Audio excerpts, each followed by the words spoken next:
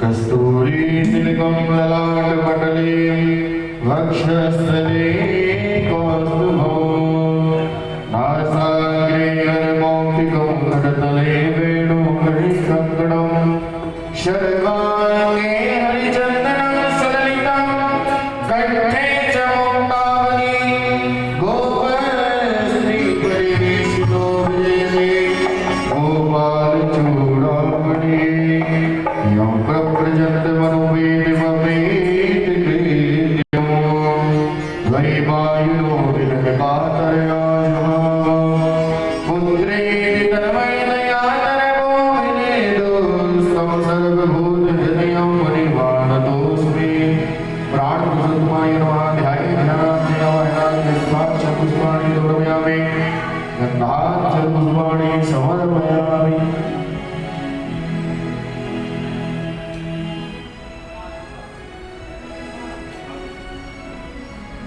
आल्यादीनि सुगन्धीनि मालित्यादीनि वै प्रभो मया हितानि पुष्पाणि पूजार्थं प्रतिगृह्यताम् पुष्पं पुष्पाण्यं समर्पयामि प्राणप्रसन्नाय नमः।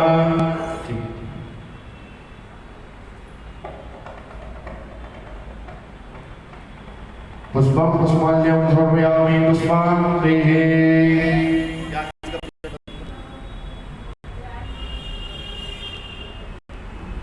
गुरुर्ब्रह्मा गुरुर्विष्णु गुरुर्देवो महेश्वरः गुरुः साक्षात् परब्रह्म तस्मै श्री गुरवे नमः।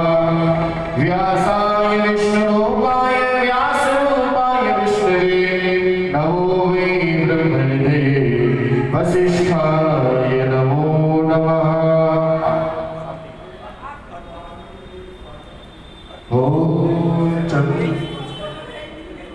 ॐ चन्द्रमा मनसो जातचक्षुः सूर्यो अजायत रुद्राद्वायस्य प्राणस्य मुखादग्निरजायत। बोलिए भागवत महापुराण की जय। श्री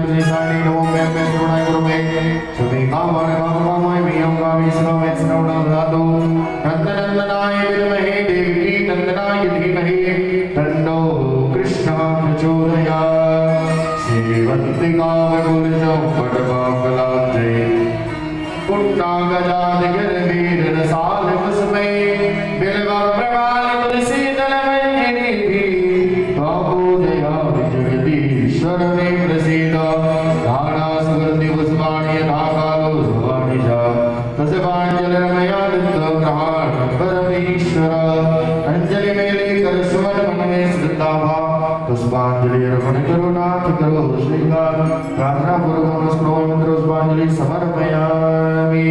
बोलिए भागवत महापुराण की जय, कृष्णचंद्र भगवान की जय, बांके बिहारी लाल की जय, राधा रानी सरकार की जय, परीक्षित जी महाराज की जय, सूत जी महाराज की जय, सुखदेव जी महाराज की जय।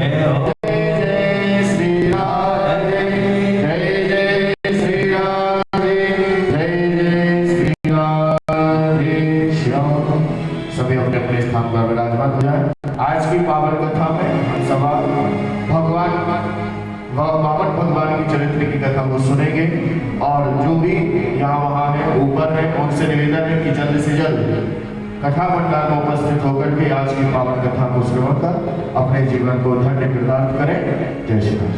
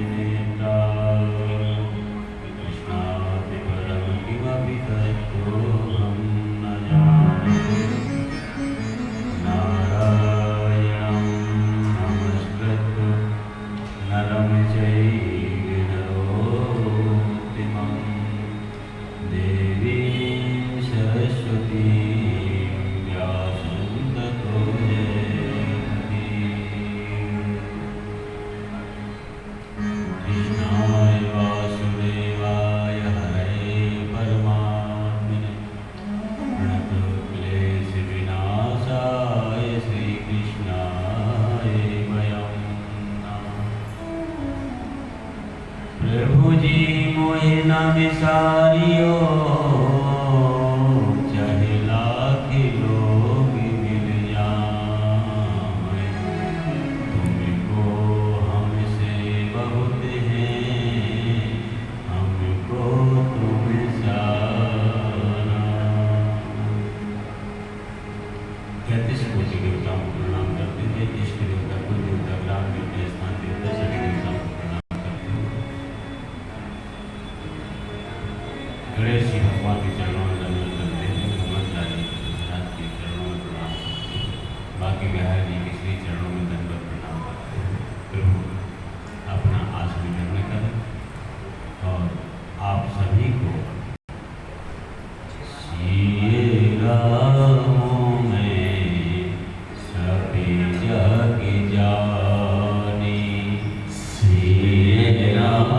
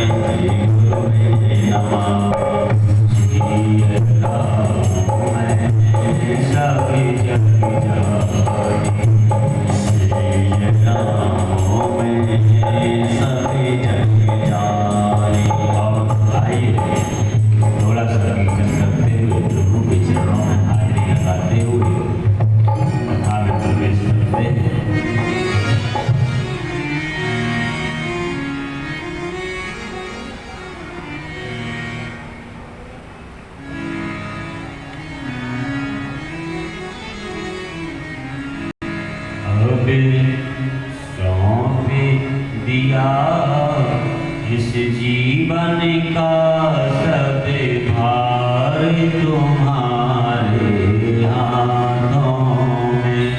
अब सौंप दिया इस जीवन का सब भार तुम्हारे हाथों में। अब सौंप दिया जीवन का सब भार तुम्हारे हाथों में। अब सौंप दिया इस जीवन का सब भार तुम्हारे हाथों में। हर गीत तुम्हारे हाथों में, हर हाथ तुम्हारे हाथों में। तुम्हारे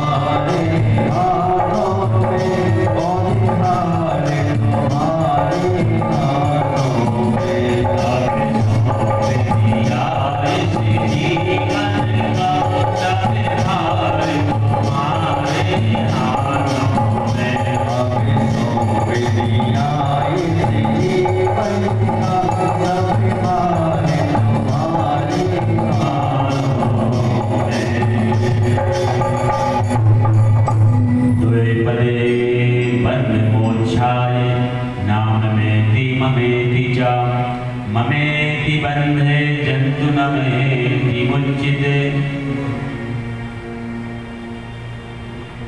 जड़ भरत जी महाराज कहते हैं, राजन, सुख और दुख क्या है? मम मेरा है, यही दुख है। नाम मेरा नहीं है, यही मोक्ष है। मम में आसक्ति आ रही है, मेरा नहीं है कोई आसक्ति। रास्ते में अपन जा रहे हैं, देख रहे हैं कहीं आग लगी हुई है, अपन आग लगी होगी और थोड़ा आगे भूल गए, क्योंकि वो मेरा नहीं है। कोई पीड़ा अंतःकरण में हुई क्या, मन विचलित हुआ, कोई मतलब नहीं। और जहां मेरा है तो महीनों आंसू नहीं रुकते, कैसे कैसे बनाया, कैसे कैसे। और तो जहां मेरा है वहां कष्ट है और वहीं बंधन है, और जहां मेरा नहीं है वहीं पर बंधन मुक्त और मोक्ष है। राजन, इस संसार में कोई किसी को सुख, कोई किसी को दुख देने वाला नहीं है। जो भी सुख दुख मिलता है वो हमको हमारे कर्मों से ही प्राप्त होता है। खाओ न को सुखे दुखे करे दाता,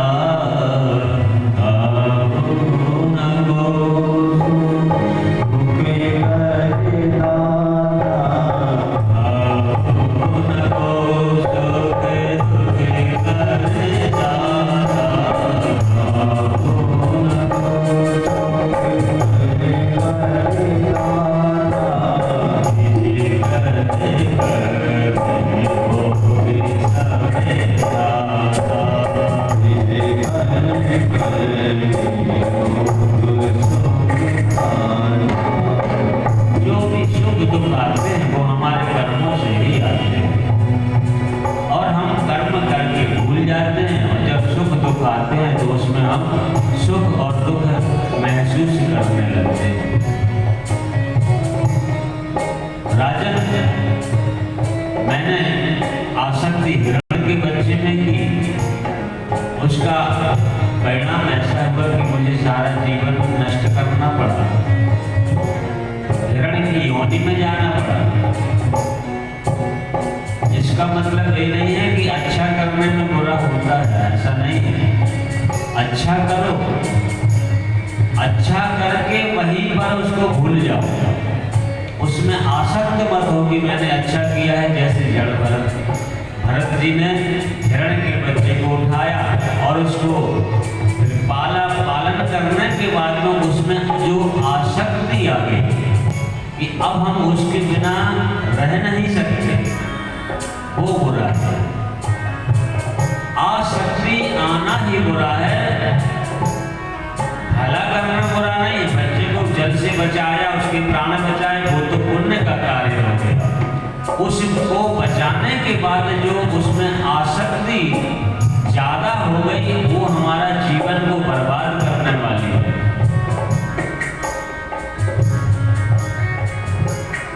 दुःखस्य सुखस्य न कोपि दाता, किसी में ताकत नहीं है कि सुख दे दे, किसी में ताकत नहीं है कि किसी को दुख दे दे। परो ददाति बुद्धि दुरेशम, अहं करोमीति मृच्छाभिमानः, शोकर्मसु विगतितो हि लोकः। मन एव मनुष्याणां कारणं बन्ध मोक्षते। मन हमारा मनुष्य का मोक्ष का कारण बनता है और मन ही हमारे को नरक में ले जाने वाला भी होता है। अब हमने मन को कैसे सुधारना है? अगर हम सत्कर्म में लगते हैं, भगवत भजन में, भगवान के कीर्तन में, भगवान की सेवा में, तो हमारा मन जो है अच्छी हो जाएगा। जैसे हमारा समय होगा तो मन कहेगा चलो पूजा करते हैं, चलो भजन करते हैं। और हम अगर सत्कर्म नहीं करते तो वो मन जो है, मन तो बड़ा चंचल है। भगवान को अगर पाना है तो मन को कंट्रोल में रखना पड़ेगा। वो मन हमारे बस का कंट्रोल करना नहीं है, मन को कंट्रोल करना भजन से ही मन कंट्रोल हो सकता है। मन के हारे हार है, मन के जीते जीत, वो मन ही मिलावे राम सो, वो मन ही कराए भजित। राजन, कौन भिखारी है कौन राजा है, ये तो हमारे मन के दोष हैं, ये हमारी बीमारियां हैं। आज आप राजा बन गए और आपको मद आ गया और आपने हमसे व्यंग्य किया, इसमें भी आपकी कोई गलती नहीं है। प्रभुता पाए काय मद नाही, तुमको प्रभुता प्राप्त हुई है तो मद आना स्वाभाविक है। अगर तुम सत्संग से जुड़े होते तो प्रभुता पाने के बाद भी आपको मद प्रवेश नहीं कर पाता। और जो मद है, मद हमारा जो है जीवन को नष्ट करने वाला है। मद से ही हर मोड़ पर हमसे गलतियां होती।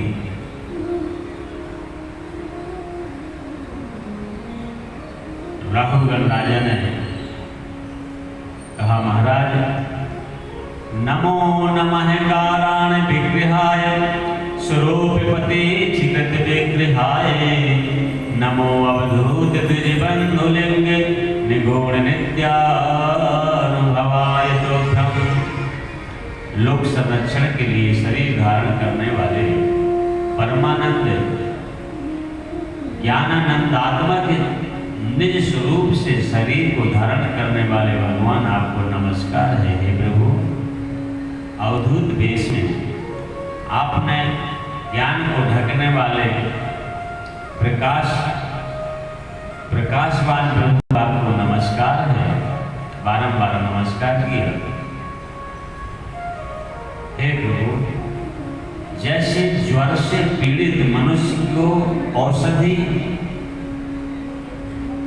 और धूप से आए हुए व्यक्ति को छांव की आवश्यकता होती है और उसको पानी हितकारी होता है, ज्वर वाले को औषधि हितकर होती है, इसी प्रकार महाराज ये देह अभिमानी शरीर के लिए ज्ञान रूपी औषधि की आवश्यकता होती है। आपने मुझे ज्ञान देकर के मेरा जीवन धन्य कर दिया।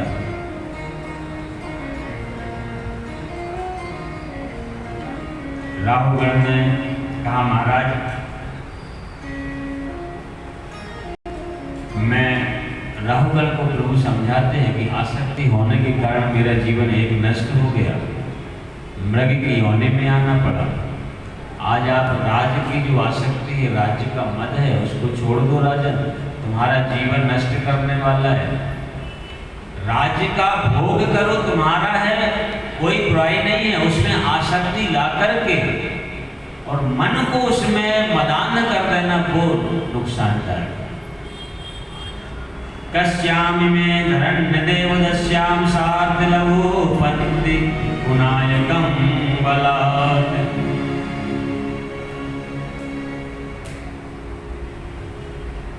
इस प्रकार से राहुगण ज्ञान की प्राप्ति हुई।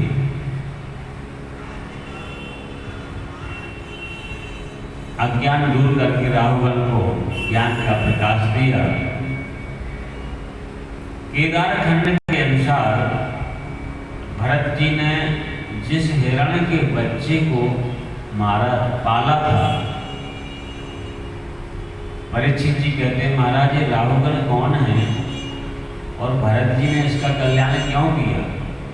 सुखदेव जी महाराज कहते हैं कि जिस हिरण को भरत जी ने पाला था, बचाया था, वही जो है हिरण अगले जन्म में राहुगण नरेश बने। सिंधु सौवीर देश का राजा राहुगण हुआ, जिसको भरत जी ने ज्ञान उपदेश क्यों दिया? क्योंकि वो हिरण उनको छोड़ करके भाग गया था,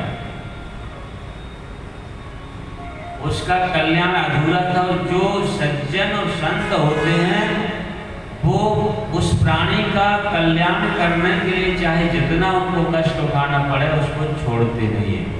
आज राहुगण नरेश को ज्ञान उपदेश दे करके इस भव बंधन से मुक्त किया। भरत वंश के राजाओं का वर्णन आता है। प्रिय भरत वंश में उत्पन्न ब्रज में जैसे विष्णु देवों को अलंकृत करते हैं, ऐसे ही उस वंश को अलंकृत किया। जब ऐसे प्रतापी राजा संसार में नहीं रहे तो कलयुग में इन अल्पायु जीवों के विषय में क्या कहा जाए।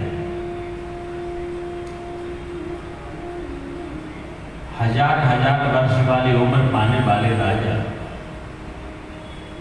उनका भी जीवन नष्ट हो गया। इस कलयुग में मनुष्य की आयु, औसत आयु 120 वर्ष निर्धारित की गई है शास्त्रों में। 120 वर्ष कौन पा सकता है? जो संयमी है और जो विषय भोगी है, उनका तो कुछ कहना ही नहीं कि कितनी है।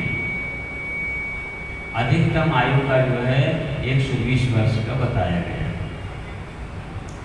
तत्यापि प्रियव्रतात् चरण परिखाते सप्तापि सप्त सिंधातुलूपम।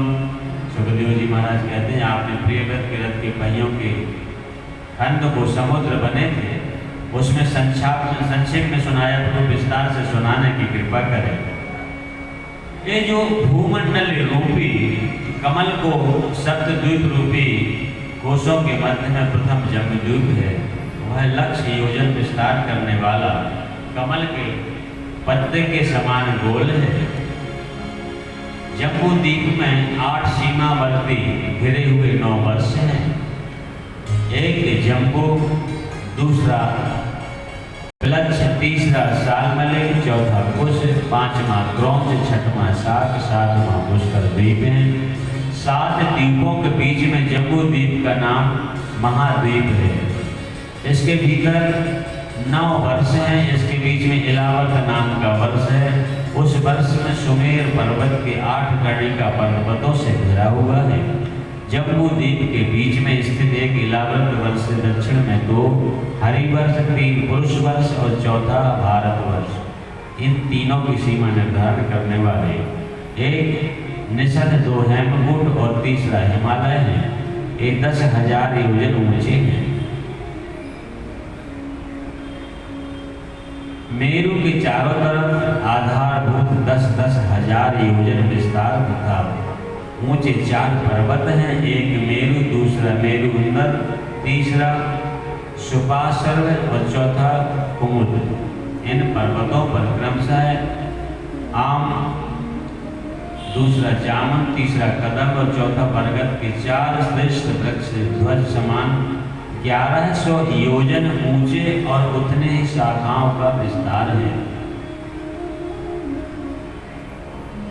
जम्बूद्वीप की जो नदियां हैं, तत्र भगवतः साक्षात् विष्णु विक्रमितो वाम पादांगुष्ठान करे विघ्नो कंडकटाः। राजन, बलि के यज्ञ में साक्षात विष्णु भगवान ने जो विक्रम रूप में दाहिने पैर से पृथ्वी को आक्रांत करके बायां पैर उठाया, तब उसके अंगूठे के नख से ब्रह्मांड का ऊपर की परत फट गई। उसमें से जो जल धारा गिरी वो भीतर जो है यहाँ आने के कारण ब्रह्मा जी ने जैसे देखा भगवान के चरण कमल धोए और चरण कमल धो करके वह जल जा करके अपने कमंडल में भर लिया और वह भगवतपति नाम से पुकारी गई, जो हजारों युगों बाद स्वर्ग में आकर के गिरी, जिसे विष्णुपति कहते हैं। वह चंद्रमंडल को प्लावित करते हुए मेरु के शिखर पर आकर के 4 भागों में, एक सीता, दूसरी अलकनंदा, तीसरी चक्षु और चौथी जो है भद्रा होकर के बहने लगी। जो सीता नाम की गंगा है पूर्व दिशा में गंधमादन पर्वत पर गिर के भद्राश वर्ष को सींचते हुए और पूर्व में समुद्र में जाकर के गिर जाती है। अलकनंदा मेरु निकल करके हेमकूट पर्वत पर होते हुए भारतवर्ष में बहती हुई दक्षिण समुद्र में जाके मिल जाती है। और तीसरी जो है चक्षु गंगा है, माल्यवान के शिखर से गिर करके केतुमाल वर्ष को सींचती हुई पश्चिम समुद्र में जाकर के गिर जाती है। चौथी भद्रा नाम की जो गंगा श्रृंगावान से गिर करके उत्तर कुरु में बहती हुई उत्तर दिशा में समुद्र में जाकर के गिर जाती है। 9 वर्षों में भारतवर्ष ही एक कर्म क्षेत्र है, बाकी 8 वर्ष पुण्य क्षेत्र के स्थान हैं। गायन्ति देवा किल गीतिकानि धन्यास्तुते भारत भूमि भागे। धन्य है भारतवर्ष जहाँ पर भक्तिमय जीवन प्राणी व्यतीत करता है। श्री सुखदेव जी महाराज कहते हैं, राजन, एक भद्राश्व पर्व में भद्राश्व नामक वर्षपति भी यहाँ हयग्रीव की पूजा आराधना करते हैं। दूसरा हरिवर्ष है, यहाँ पर जो है भक्त श्रेष्ठ प्रहलाद भगवान की पूजा करते हैं। तीसरा केतुमाल वर्ष है, इसमें दिन रात अभिमानी देवता लक्ष्मी का प्रिय करने वाला काम भगवान की पूजा करते हैं। चौथा रम्यक वर्ष, इस वर्ष में मत्स्य भगवान की पूजा की जाती है। 5वां हिरण्यमय वर्ष, इसमें जो है कूर्म भगवान की पूजा होती है। 6वां उत्तर कुरु वर्ष, यहाँ पर यज्ञ भारा भगवान की पूजा होती है। भूदेवी द्वारा यज्ञात्मक भागवत भगवान की पूजा करते हैं। 7वां किंग पुरुष वर्ष है, यहाँ पर जो है हनुमान जी किंग पुरुषों के साथ में श्री रामचंद्र जी की पूजा करते हैं। और 8वां भारतवर्ष नारायण रूप में यहाँ भगवान तप करते हैं। यहाँ नारद जी भगवान के प्रभाव से स्वर्णिम मनु को सुनाते हैं। 9वां है इलावर्त वर्ष, इसमें भगवान शंकर पार्वती संकर्षण भगवान की पूजा करते हैं। ये इस खंड में अकेले दंपति रहते हैं, जहाँ पर कोई अन्य पुरुष जाता है वह स्त्री हो जाता है, वहाँ का प्रताप है। अतः परम प्लाचदीना प्रमाण लक्ष्याने वर्ष विभाग वर्षते। इसके बाद राजन प्लाच्य द्वीपों के वर्ष विभाग लक्षण प्रमाण की रचना बताएंगे। जम्बू द्वीप अपने सम प्रमाणसार समुद्र में घिरा है, वहाँ जम्बू में उतने ही प्लक्ष के पेड़ हैं, प्रियव्रत और पुत्र। इत्म जीव ने उसके 7 भाग करके अपने पुत्रों में बांटे थे। उसके बाद दुगना सालमली द्वीप है, वह सम प्रमाण सुरा समुद्र से घिरा है। यहाँ के अग्रबाहु ने उसके 7 खंड करके अपने पुत्रों में बांटे थे। सालमली से दुगना कुछ द्वीप है, वह भृत समुद्र से घिरा है। वहाँ के अधिपति हिरण्यरेत ने अपने पशु आदि पुत्रों में इस द्वीप के 7 खंड करके बांटे थे। इसके बाद दुगना इससे और बड़ा क्षीर समुद्र है, जो क्रौंच द्वीप है, वहाँ से शासक धृतराष्ट्र ने उसके 7 खंड करके अपने पुत्रों को बांट दिए थे। आगे शाक द्वीप है, जो खीर सागर से दुगना है और सब प्रमाण नदी सागर से घिरा है, वहाँ अधिपति मेघातिथि के 7 खंड करके अपने 7 पुत्रों में बांटा था। इसके बाद दुगना पुष्कर द्वीप है, वहाँ 1000 वर्ष पुत्रों का भारी कमल है। उसी को ब्रह्मा जी ने अपना आसन बनाया था। इस प्रिय व्रत पुत्र वीतिहोत्र के स्वामी थे, उसने उसके भाग करके अपने पुत्रों में बांट दिया था। इसके बाद लोक और अलोक के बीच में लोकालोक पर्वत है। उसके बाद 57.5 लाख योजन ऊंची क्रौंच भूमि है। उसके ऊपर उतनी ऊंची है कि उसको ज्योतिष का प्रकाश उसके बाहर नहीं जा सकता। ज्योतिकरण जो है प्रकाशवान इतने होने के बाद भी उसमें इतनी ऊंचाई है कि उसके उस पार प्रकाश नहीं जा पाता। पातालों का वर्णन किया गया। चंद्रमा, शुक्र, बुध, मंगल, बृहस्पति। सृष्टि का वर्णन करते हुए सुखदेव जी महाराज ने नरकों का वर्णन किया। त्रिगुणादि कर्म श्रद्धा कर्म गत्या प्रथा विधा सर्वेव सर्वस्य तारण्येन भवन्ति। कर्ता 3 गुणों वाली अलग अलग गतियां हैं। सत्वगुण से सुख, रजोगुण से दुख की प्राप्ति होती है और तमोगुण से मूढ़ता बढ़ती है। अब अविद्या जनित सर्व वासनाओं का फल बताता हूँ। जो जीव नरकों में जाकर के भोगता है, नरकों की स्थिति त्रिलोकी के अंतराल में दक्षिण दिशा में भूमि के नीचे भाग में गर्म जल के ऊपर स्थित है। इसकी संख्या कोई विद्वान 21, कोई 28 बताते हैं। अपने अपने कर्मों के द्वारा पैदा होते और बढ़ते हैं। सौकृते जायते जंतु सौकृते रेव विन्दति।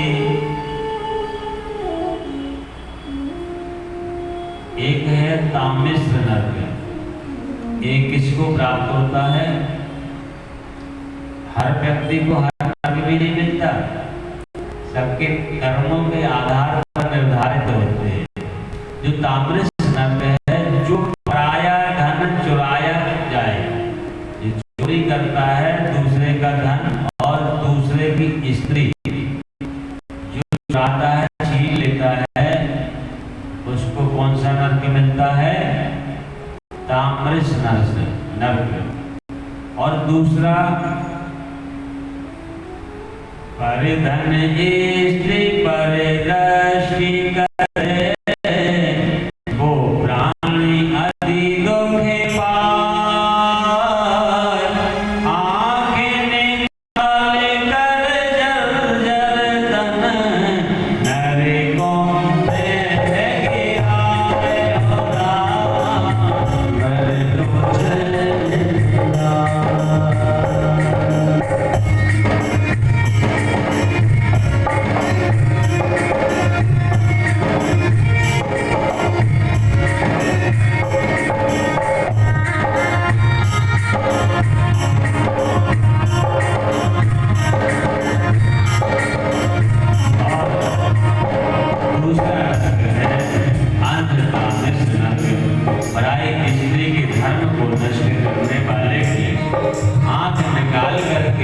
और इस नरक में गिराया जाता है। और तीसरा है रौरव नरक, जो